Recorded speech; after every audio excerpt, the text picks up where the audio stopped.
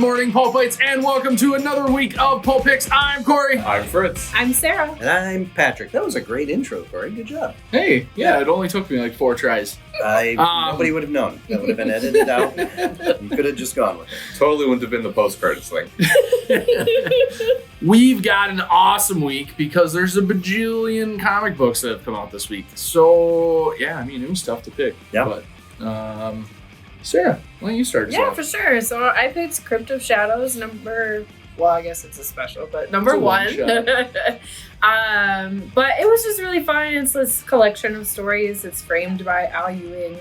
But it's got all your scary characters in it. So it's got the Bloodstones, it's got Moon Knight, it's got Werewolf by Night, it's got Man-Thing. I said that right? No. Man-Thing was... Yeah, just okay. Blade's daughter. So, it's got Blade's daughter in it. So, there's a lot of really cool stories. Like I said, it's just little small vignettes of different characters.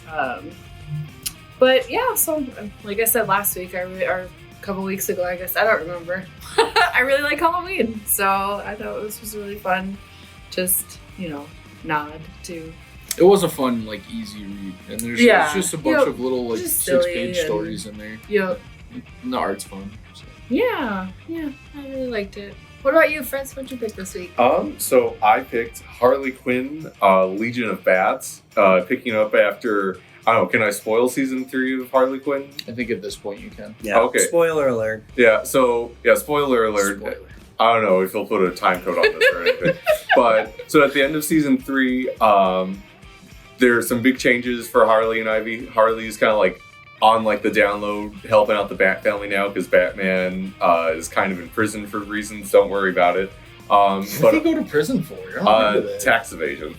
Oh, Of course. his real arch nemesis. Yes. But on the flip side, Ivy is now in charge of the Legion of Doom. So they've got these 2 very opposite directions they're going, and it's kind of fun in here getting to see some of the first steps there, Harley adjusting to the hero life while trying to be on the hush hush about it.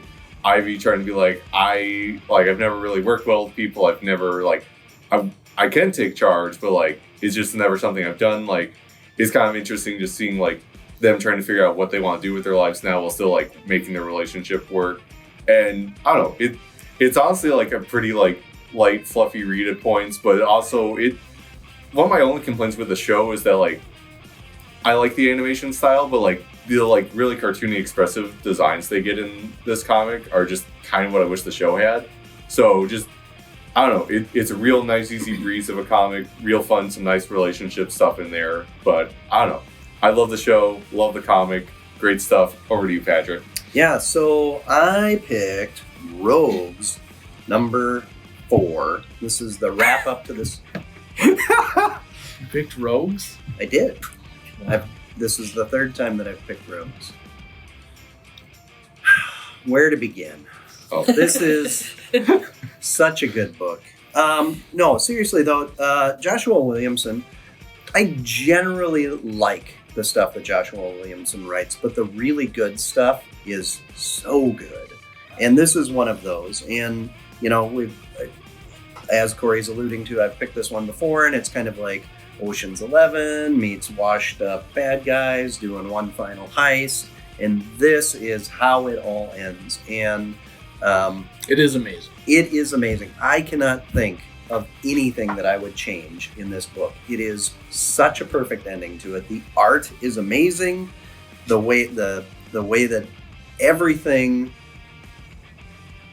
comes to a finale is so good. And we talked about how I don't like it when they put a neat bow on everything and everything has got this big, kind of the 5 years from now, this is how happy everybody is with butterflies in the meadow and whatever. But this, exactly what happens, but it just feels gritty and real. And for a book that's kind of, it's got a bit of a cartoony art style, and the story can be a little bit, over the top at sometimes. I mean, there are talking gorillas in it. Yeah, there are talking gorillas. They're robbing Gorilla City. That's the whole heist part of it, right? Which is if you've been reading this book, that's not a surprise. But they just nailed this entire series in this finale. They stuck it. It was great. I can't recommend this book enough. I loved this thing. And honestly, I kind of just picked it up because I thought that the art was cool and that the concept was interesting. But they nailed this book. This is one of my favorite things that I've read in recent history. So I loved it. Pick it up. And if you haven't been reading it and we don't have copies, which I think that we've got a couple copies of the previous issues, but Probably. the graphic novel will be coming out soon. Add it to your wish list because this is an amazing read. And if you don't like it, well, not everybody has the kind of discerning taste that I have, apparently. Speaking of which, over to you, Corey. That's a heck of a transition there. You're welcome. I picked Moon Knight number 16. I will preface this with I will die on the hill of Jed MacKay as Marvel's most underrated writer. I think that's fair. Everything that he is doing at Marvel right now is so good. Moon Knight is easily top 5, probably top 3. My top 3 books that are coming out right now. It's such a fun read, and Jed MacKay tells such a good story. There's always action, and there's always, I guess, like in every issue, it doesn't ever like leave you wanting more. It's just kind of complete. But there's this big overarching story, like there always is in comic books. But the art is great. And, we're doing cool stuff with vampires in this issue.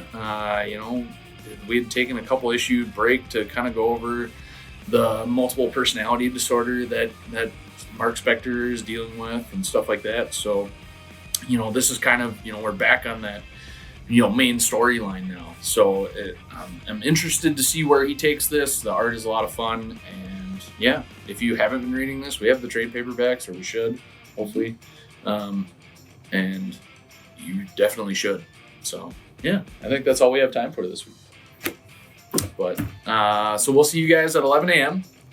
Stop in, tell us your picks, and talk to us because we talk to each other all the time. So And we need someone else to talk to. we've run out of stuff to say, I think. Is that why you say that at the end of all this Every week. video? Every week. He says Not every week. how much he hates talking. Not every week. Offended. I It's just fine. I only have so many funny stories to tell, and you guys have heard Both. them all. I've heard them both.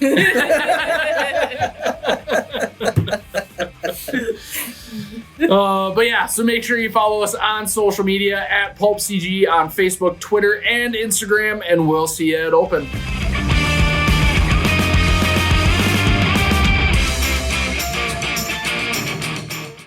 I'm just We sad. I'm gonna cry now. we do talk Be sad. way too much. We spend all this time, and then I'm always like, why do I not have any time editing? Because we We've been all do this. doing this. He looks over. He sees We're just- Sarah we're roll just- her eyes. He's like, "Oh, it's time." That's our cue. That's our cue. Corey, you better start the video. Roll into it. All right. Oh no, brown cow. All right. Good morning, Pulp Comics and Games. Oh, damn. I was like, is he going to recover? Is he going to keep following the ball? Answer, yes. What?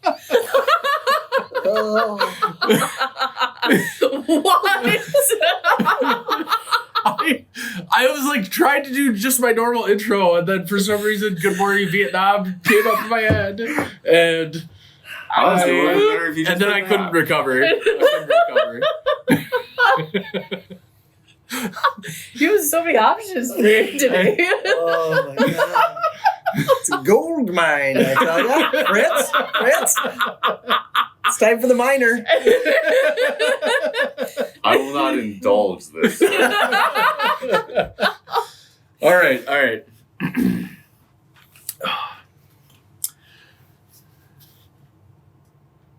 Somebody else should do the intro. I can't do it. Well, we're going to have to After figure you- that out eventually anyways, but I forgot my intro. It's Good Morning Pulpites. Okay, thank you. Yep. And go.